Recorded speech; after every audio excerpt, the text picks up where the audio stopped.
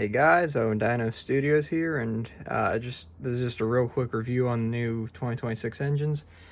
Here we got Thomas, and we got Gordon. Here's the packaging. I already opened them up and got them out and tested them and everything, but you can see there's the back. I do love the little barcode Thomas there. It's very nice, nice and decorative. So there's Thomas, and the same as on Gordon, back's about the same. There's all of that. You can see his names in there. So yeah, no need to unbox them because, as I said, I already have them out of the box. And my first impressions were these guys are very nice. Instead of 2 AAAs, they take 1 AAA. I'll show that in a second. Here's Thomas. His face looks really good for an engine made in 2026. I know the quality's been declining, but looks like it definitely improved with this guy. There's the printing. You can see there's nothing printed wrong or anything. The back, there's no printing, of course. There's the side, same as the other side. The top, the one error I saw is that this line isn't finished, but honestly, it doesn't bug me at all. Printing on his face is very nice, as you can see there. Alright, let's see the truck. It's very, very standard blue truck. There's the side, and that's the same on the back and there. The couplers, I'm not sure if you can see, but they have a little arrow there showing you which way to hook the magnet. So if I put Thomas like that, he'll hook straight to it. Alright, here's Gordon. He's got a little bogey wheel in the front. As far as I'm concerned, it hasn't derailed for me at all. Here's his face. It's a very nice face as well. It definitely screams Gordon with the big eyebrows. The little button, as you can see there, his back wheel lifts up so that he doesn't get stuck on any hills or anything. There's his side. Let's see here if I can do that. There you go. I can't tell if his printing's off, but it looks like it is a tiny bit. Here's the tender. It's attached like permanently. You can't undo it unless you unscrew the Gordon himself. Here's the coal. Pretty decent coal load. I kind of wish that it was just in the tender, like there was no removing it, but whatever. There's the back. You can see the magnet. It doesn't swivel or anything. It's just a static magnet, unlike Thomas. Here's the other side. Very nice. There's no cab detail or anything, as is usual with these engines. But yeah, there's Gordon. A few things I wanted to test real quick with these engines is all the magnetic engines over the years, and I got a few examples over here, so yeah, let's check them out. Alright, so first we'll do the wooden railway engines. This is a puffed out Thomas, out of puff Thomas. I'll be testing all of them with Thomas. It should be the exact same with Gordon. So as you can see, the magnet's very strong. Takes a bit of effort to pull them apart, as you can see here. They're surprisingly strong. It was a similar situation with the Switch 2, where the magnets, people didn't believe the magnets were strong enough, but they're definitely very strong. If I give a little tug there, you can see that it does not come apart. Alright, let's see. Next up is Take Along and Take and Play. You can see the magnets are fine there too. No problem. Same with this one. As you can see right here, hooks right up and doesn't come off. So put that back. Next is the new wooden railway Edward.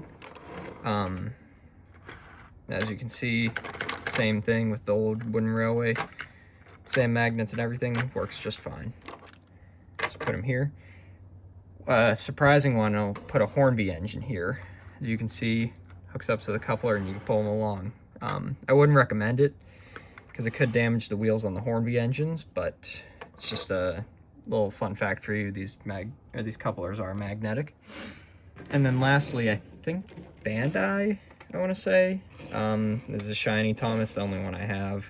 Unfortunately, he's in bad condition, but it's whatever. As you can see, he hooks up like that. No problem here. So, yep, all good. So, let's test these guys on some tracks. All right, so we have the two engines all ready to go, batteries in them. Real quick, I'll show you how the button works. So when it's pressed in, it's off, and then you press it, and then he turns on. As you can see, the wheels turn very nicely there. And then you push the button again, and it's off. You can see there's a lot of give when he's off. When he's on, you can't really press the button in. So, yep, that's Thomas and Gordon. It's the same button for both of them. And yeah, so real quick, we're gonna test them out on the tracks. This is Tomy track starting out. It is the knockoff track, but it should be the same mold for the normal engine, or for the normal Tomy track. So let's give him a run. As you can see, he looks very sprightly here. It's one AAA battery inside of him. So as expected, he is a tiny bit weaker than the Trackmaster 2 engines, but it's not really a noticeable issue. I will go test him on the hill in a second, but yep, there's Thomas. And then here is Gordon. This front bogey truck stays on, so that's great. Looks absolutely spectacular. As you can see, there he goes.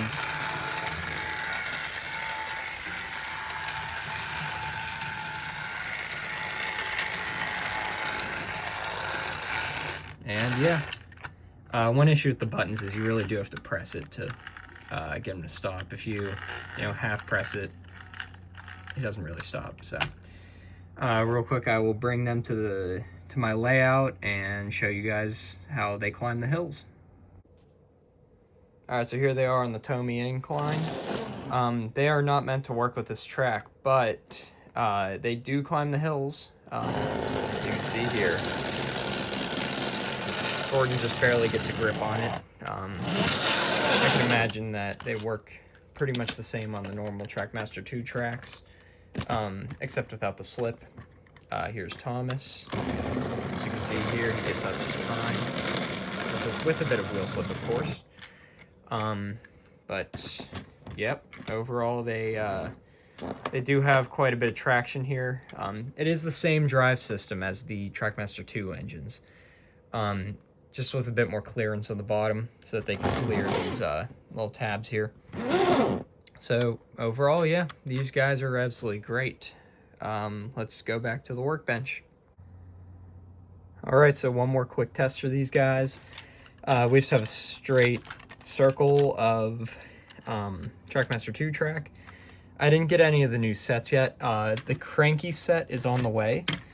It'll be here soon, and I will make a review on that, but here we go. So Gordon, this is a track that's more manageable for them, by the way. So here's Gordon. As you can see, looks splendid.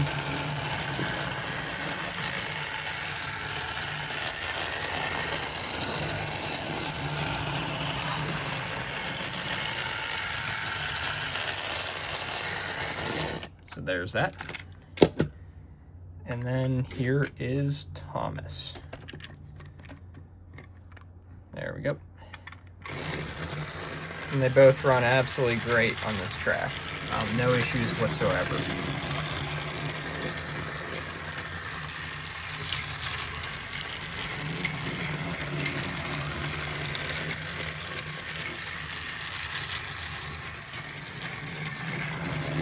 So there we go. I'll try to form an incline with this in a second, so yeah. Okay, so here's Thomas. A lot of people are saying these engines are very weak. I personally do not think that's the case at all. If your engine's weak, it's because this little metal piece here is too tight. You got to loosen it with probably some pliers. But yeah, so I formed a hill that is definitely steeper than normal for these engines. And here we go.